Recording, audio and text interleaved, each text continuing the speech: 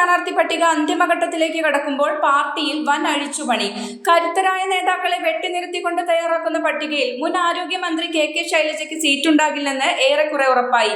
ശൈലജയെ ഒഴിവാക്കുന്നത് വലിയ രാഷ്ട്രീയ വിവാദത്തിന് കാരണമാകുമെന്നതിനാൽ അത് പ്രതിരോധിക്കാൻ MM മണി, തോമസ് ഐസക് തുടങ്ങിയ മുതിർന്ന നേതാക്കളെയും മത്സരരംഗത്ത് നിന്ന് മാറ്റി നിർത്താനാണ് സെക്രട്ടേറിയറ്റ് തീരുമാനം.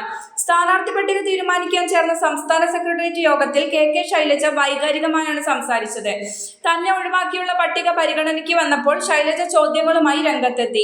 മട്ടന്നൂർ മണ്ഡലവുമായി തനിക്ക് വൈകാരികമായ ബന്ധമുണ്ടെന്നും അവിടെ ഒട്ടേറെ വികസന പ്രവർത്തനങ്ങൾ നടത്തിയിട്ടുണ്ടെന്നും ശൈലജ ചൂണ്ടിക്കാട്ടി. നിലവിലെ MLA-മാർക്കും മന്ത്രിമാർക്കും ടേം വ്യവസ്ഥയിൽ ഇളവ് നൽകി വീണ്ടും മത്സരിക്കാൻ അവസരം നൽകുമ്പോൾ തന്നെ മാത്രം എന്തിനാണ് മാറ്റി നിർത്തുന്നതെന്ന് അവർ ചോദിച്ചു. തനിക്ക് മത്സരിക്കാൻ താല്പര്യമുണ്ടെന്ന് അവർ കടുപ്പിച്ചു പറഞ്ഞതോടെ ഒടുവിൽ പേരാവൂർ സീറ്റ് നൽകാമെന്ന ധാരണയിലെത്തി.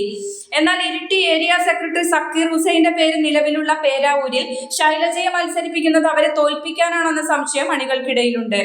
സംസ്ഥാന സെക്രട്ടറി MV ഗോവിന്ദൻ ഇത്തവണ മത്സരിക്കില്ലെന്ന് തീരുമാനിച്ചതോടെ തളിപ്പറമ്പിൽ ഭാര്യയും ആന്തൂർ നഗരസഭ മുൻ ചെയർപേഴ്സണുമായ PK ശ്യാമള സ്ഥാനാർത്ഥിയായേക്കും. മുൻപ് A വിജയരാഘവൻ സെക്രട്ടറി ആയിരുന്നപ്പോൾ ഭാര്യ R ബിന്ദു മത്സരിച്ച് മന്ത്രിയായത് ചൂണ്ടിക്കാട്ടിയാണ് ഗോവിന്ദൻ ഭാര്യയ്ക്കായി വാദിക്കുന്നത്. പാർട്ടിയിൽ കുടുംബവാഴ്ച അനുവദിക്കില്ലെന്ന് പറയുമ്പോഴും നേതൃത്വത്തിലെ പ്രമുഖർക്ക് ഇത് ബാധകമല്ലെന്ന സ്ഥിതിയാണിവിടെ.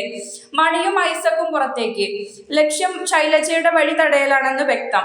KK ശൈലജയെ മാറ്റി നിർത്തുന്നത് ജനരോഷത്തിന് കാരണമാകുമെന്ന് കണ്ടാണ് തന്ത്രപരമായ നീക്കം പാർട്ടി നടത്തുന്നത്. ഉടുമ്പൻചോലയിൽ മണിക്ക് പകരം KK ജയചന്ദ്രൻ മത്സരിക്കും. തോമസ് ഐസക്കിനെയും ഇത്തവണ മത്സര രംഗത്തേക്ക് പരിഗണിക്കുന്നില്ല. M Swaraj, PK Biju, EP Jayarajan എന്നിവരെയും ഒഴിവാക്കിയേക്കും. ശൈലജയെ മാത്രം മാറ്റി നിർത്തിയാൽ അത് വ്യക്തിപരമായ വേട്ടയാടലായി വ്യാഖ്യാനിക്കപ്പെടും. എന്നാൽ മണിയെയും ഐസക്കിനെയും പോലുള്ള ഹെവി വെയിറ്റുകളെ കൂടി മാറ്റിയാൽ അത് പുതുരക്തത്തിന് അവസരം നൽകുന്നു എന്ന പേരിൽ ന്യായീകരിക്കാം എന്നാണ് പാർട്ടിയിലെ ഒരു വിഭാഗം കണക്കുകൂട്ടുന്നത്.